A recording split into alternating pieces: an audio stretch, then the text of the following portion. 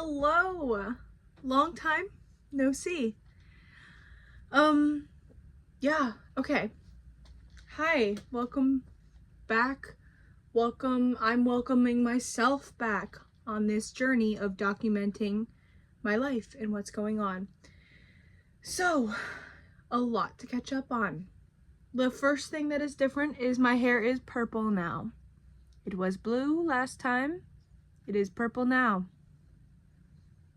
Cute. It's kind of dark. You can't really tell, but cute. Anyways, let's just start with some updates and then I'll just start rambling as one does. So the last time I talked to you, I was, how long ago was that? I think it was still technically October, maybe just barely no, I think it literally was still October. Wow. To put in perspective, it is January 23rd, 2026. So the last time I posted and updated on my life was October last year. So I was still in the Airbnb. I was still trying to figure out my life. I had no idea what I was going to do. I had probably only been here for 2 weeks. I still currently live in New York. I am still here. I am now in my own studio apartment in New York. But I went through a lot to get here. And I was too deep in that to be able to talk, to be able to break down what I was going through. Honestly, I even had like 3 videos already recorded in the time that I was still in the Airbnb and I was still figuring out what I was doing. I think I even filmed one in the place I moved after, but I just never had the time or the will to edit it. So we're just starting fresh and hopping back on this. I was in the Airbnb for a month and I ended up finding a housing situation. Situation is definitely the word for it. Right out of the Airbnb. I found it like literally the week I the week before I had to move out and I had nowhere else to go. So I was like, yeah, let's do it. It was like a friend of a friend, not even like a friend was following this person on Instagram and they like posted that they were looking for a roommate to sublet. And so she sent it to me and then I cold DM'd them and I was like, hey, I'm looking for a place. Like, let's get into this. I don't really want to go over it and relive it. Let's just say, long story short, it was a bad situation. I lived with 2 girls and it felt like I lived with 2 frat boys. It was people constantly coming in and out. There was never not someone sleeping on the couch. We didn't get gas until me living there for a month. We never had Wi-Fi. And I ended up living there for 2 months.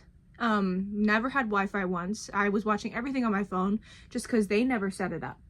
And the only reason we had water and like other utilities like power is because it was like already in the building. It was a loft building in Williamsburg. And the area, I loved the area. I loved where I was. Everything around me was great. But I was paying almost $2,000 for a room where I could barely fit my full bed. And it like had a dresser that was like this much room in between my bed and the dresser. And like that's all I had. And I was paying almost $2,000 for that. And that's just not why I came to New York. I came to New York so I could have the ability to build a studio and build my brand and build what I want to do and be able to like create and make. And this was just like not the situation. I was living with pigs of a roommate. Like there was a cat there and I didn't even know that one of them had a cat. I walked in my first day I moved in and I was like, I'm allergic to cats. And I'm also scared of them. And that's just my honest truth. I was attacked when I was a kid, so I'm scared of cats. But anyways, yeah, that house situation was bad. They were on a totally different schedule than I was. I got a job, which I'll get into next, but I was working the 9 to 5 and I was running that time, and one was an actor and one's in the service industry. So they were on an opposite time. They would like go out and like, good for you guys. Hey, but why are you tripping Molly in my living room at 7 a.m. on a random Tuesday? Like, I have to go to work. Why am I hearing you guys in the living room? It's a loft too. Like, everything is open except our rooms, and the walls are paper thin. Like, when I was in the kitchen, I could see their bedrooms, like both of theirs, and they both slept with their doors open. Anyways, so I lived there for 2 months. That was a lot, but it was honestly like, it felt like very, very New York. It felt like a very New York experience. I feel like that's like everyone has like a crazy horror story of an apartment, especially like one of the first ones. I just got it done in 2 months instead of staying there the 6 months I was supposed to stay there. They had a friend that ended up taking over my side of the lease. But anyways, that's the backstory of my living situation. So when I ended up getting that place and going into that place, I ended up also getting a interview through a recruiter. I ended up getting an interview through a recruiter. I got a few interviews for a few different corporate fashion assistant designer positions. Some either didn't get back to me, it was just like a one interview and no longer, or it was brands I didn't feel so inspired by. Like, one was I would be like an assistant like print designer and like doing like prints and graphics, more like just prints though, repeat prints. And I lied my way through that interview because I didn't know it'd be so print heavy, but I don't know how to do that. Like, I know how, like, don't know how to do that, didn't go to school for that, went to school for fashion, and all my internships have been in the design, either tech design or design. So that's just not really where I wanted to go. But I ended up getting an interview and a second interview for an assistant designer, tops assistant designer for a juniors wholesale company. And they just sell to stores. That's what that entails. So we're like making the stuff for the stores instead of like making stuff to put in stores, like having your own store. Anyways, that's what that entails. And I ended up getting that position. I work in the heart of the garment district, like literally right off of Times Square, and it's crazy. It's a lot. Can I be real with you? I don't really like the job, but that's because it's very fast fashion, and there's some people at that job that don't really know what they're doing and kind of make it difficult. And because it's wholesale, it's a very quick pace, fast pace, rada. But I'm doing it. I am currently an assistant designer working in New York City. That's a crazy sentence. But this is literally what I was working towards back then, and this is like what I was like dreaming of. I was like, I literally just want to be an assistant designer somewhere so I can do what I know how to do, but also have the ability to have my own thing on the side, have that fund what I want to do, because I wasn't getting any luck going through the service industry route. Was applying to every restaurant under the sun that I was living near, and no one got back to me. Actually, I had one interview for a restaurant, which honestly, like, that restaurant would have been so great. It was like the type of restaurant where I would have been running the whole floor, and it was like kind of more like bar food. Anyways, like, I would have a designated night to serve. Anyways, but I didn't get that job. I'm just remembering like what I went through to get that job. I also I don't even know if I talked about it in my past videos, but when I first moved out to New York, my initial plan was to become a tailor and work for a tailor and do that, and then have my own thing on the side. And I was gonna learn tailoring to implement into my own brand. That was my original thought. So in the beginning, I was applying to a lot of tailoring places, like bespoke tailoring or like nice tailoring places, not like a dry cleaner tailor, like tailoring suits, because that's what I thought I wanted to do. And I ended up actually getting an interview for like an alteration business company, and to be a tailor, to be an assistant tailor. And it was like a sewing test, and I go in and the vibes were already off.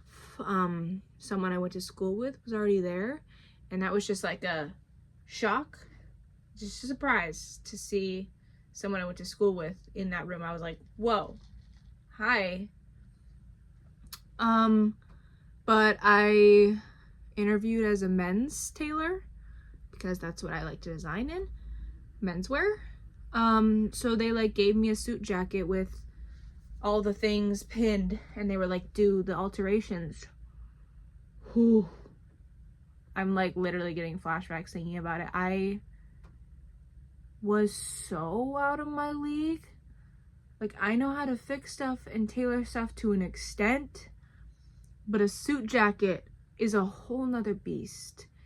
And I did a bunch of research like the week before in preparation for it, because I was trying to like spark me remembering things.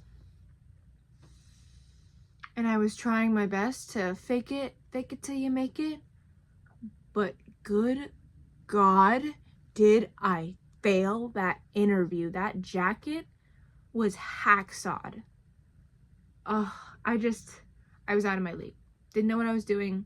Whatever. But I literally like quickly ran out of there, gave him my jacket, and I knew that I wasn't gonna get that job when I walked out of there. I was so utterly defeated when I left that interview, because that was the whole reason, that was my whole plan, was to come to New York to be a tailor.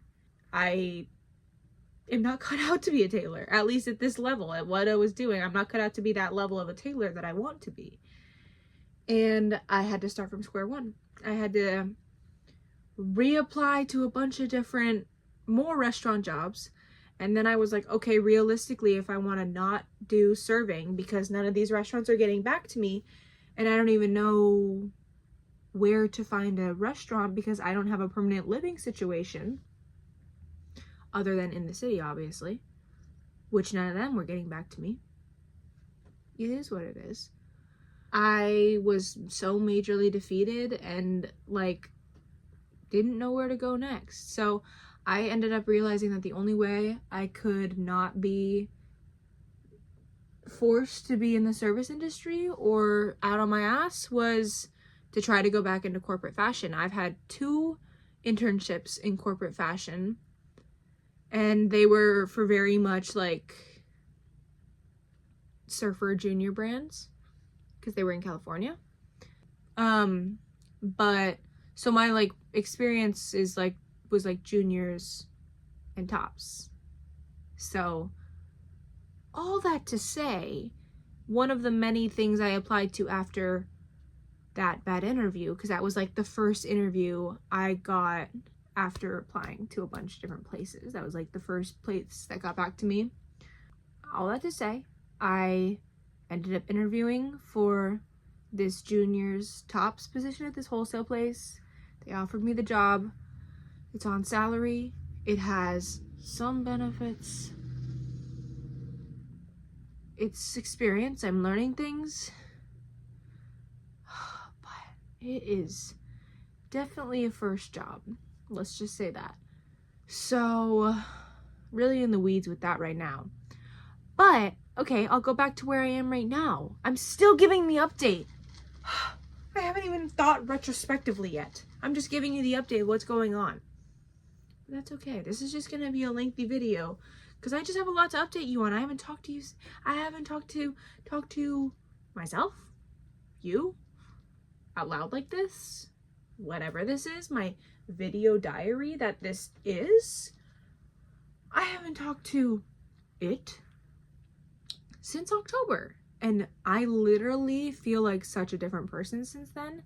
Like the amount of stuff and emotions and roller coasters of events I have gone through since then. Like I haven't even scratched the surface of like every little thing that happened. I don't know what it is, either about like the first few months you live in New York, or because I came here with no job, no friends, no place to live, or the fact that,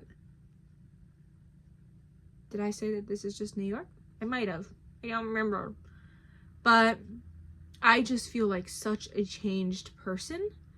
And I honestly think it's for the better. I do feel like a better person, a bigger person. Anyways, whoa. Okay, rewind. Okay, let's talk about where I am now. I am in my own apartment. What? I am literally in my own apartment. And it's like, I'm in my own like 1-bedroom apartment. Like, I now live in Brooklyn. I in my own 1-bedroom apartment in a basement unit, as you can tell by this window. That is a basement unit. But I love it. I have enough room to spread out, have my own little kitchen, tiny little kitchen area, have a small little pull-out couch, have this nook where my bed is, and then I have my main room, which is my studio. And that's also like, I also have a whole closet wall. I have a very kitschy old bathroom, pink tiles. It's very me. It's very kitschy, it's very retro. I'm literally the basement of a house. Yeah, I live close to a subway. I cut my commute down from 2 trains when I was living in Williamsburg to now 1 train. And I just sit on there for many stops, like 40 minutes. And I get to just either dissociate, or I have my journal, or I have pocket Sudoku, or I have my music, which is very good in the morning. I set a good vibe with my music in the morning. It's very key in my day. But yeah, my commute goes over ground now, so I get to see the beautiful day outside on my way to work. The mornings, I think, is now my favorite time, in the sense of my morning commute, I think, is my favorite time of day, at least right now in this mundane, repetitive life I'm kind of living. But the mornings feel like my favorite time because there's so much potential in the day, and I don't have to think about work yet because I'm on the train. And for the same reason, I don't have to worry about leaving at the right time and go, I gotta go. Like, sometimes I feel like that in the morning when I'm in my apartment. But then once I'm on the train, I'm on the train. I can't control how fast the train goes. I can't control what time I get to work. So I'm just there, and I'm able to actually be fully present in what I want to do. Boy. And it's great. That's usually when I feel the most, because at work, I'm focused at work. There's some times where I can get out for lunch, but recently it's been very cold and also busy, so there's only sometimes I can go out for a full hour. And then by the time I'm training home, I'm obviously tired, and then I come home, eat, chill, tired, don't really have the brain function to do anything further, which I'm trying to work on. I want to be able to hold myself accountable and actually do stuff, because that's the whole reason I'm here and why I'm doing what I'm doing. But it's really, honestly, right now, getting in the routine of this new house, which I moved into in the new year. That's the time period with that. It was a random, like, weekend where my initial plans fell through of where I was gonna live. So I hunkered down because I was supposed to move in 3 weeks, like out of that bad apartment. So I hunkered down, I went to a coffee shop, and I was honestly there for like 5 or 6 hours. And I was just on my computer doing research. I went on Street Easy and looked at the very limited options of 1-bedrooms that were in my price range. Very limited group. I went on Facebook trying to find either rooms for rent for the time being, or like situations through Facebook. I went through many different rabbit holes. I even ended up going on a tour for one of the Facebook rooms. It ended up being like just a like 3-bedroom apartment where I'm like randomly matched with 2 other people, and it was like us signing the lease all together for 12 months. And honestly, after that, I didn't know if I wanted to sign a new 12-month lease with more random people after the experience I had just gone through in the bad apartment. But then, crazily enough, one of the apartments I reached out to on Street Easy got back to me. And that's like, I've had few reach back out to me on Street Easy, but it's very hit or miss. Like, I'm used to most of them not responding to me. It's very quick, as they say, the New York apartment search. Very quick, very cutthroat, very much. And they ended up getting back to me. It was like, do you want to tour it tomorrow? And it ended up being this place, and I toured it. Looked very similar to what the pictures looked like, so there was nothing surprising. It was in my price range. Found out that all utilities are included, so it's like I just had to get my own Wi-Fi. And the only crazy thing is I was still debating on if I wanted to try to do one of the Facebook room situations, or if I should go for the living by myself, and if I was cut out for it. It was like a little above my price range, but like I could make it work. And it was less than what I was paying at that Williamsburg apartment, where I was almost paying $2,000 for a small ass room. I'd be paying less for this 1-bedroom apartment. And I was fine with the basement. I still am kind of fine with it. I mean, it's winter months right now. It's just really dark all the time. Because also I have to commute to the city 5 days a week. So really, most of the times I'm in my apartment, or in the morning when the sun is like still rising, and like night by the time the sun is set, and then the weekends, which I do try to get out. But yes, I toured this place, and I was still debating because that same day is when I toured the Facebook rooms. And then he was like, the realtor guy was like, someone's coming tomorrow at 10 to put a deposit down on the apartment. If you want the place, you have to Zelle me before that. And I was like, so I had to go through a lot of deliberation that night. But all that to say, I ended up sending the security deposit, and I ended up getting the apartment. So I moved in right before Christmas, and I'm still getting situated, but I'm starting to really love my apartment. I'm starting to really love my own space. So I'm at a place now where I did the thing that I came to New York and set out to do. What was very first on my to-do list: get a place that I can make cute and make my own and make a studio out of, and have a job that pays all right, but really just funds my life and is able to just give me like a little bit extra outside of what rent is. And I'd say I'm doing that. So I'm at the part now where I need to figure out what this new life looks like. I have been tunnel vision on, I need to get a job and I need to get a place, and like then I'm gonna start living.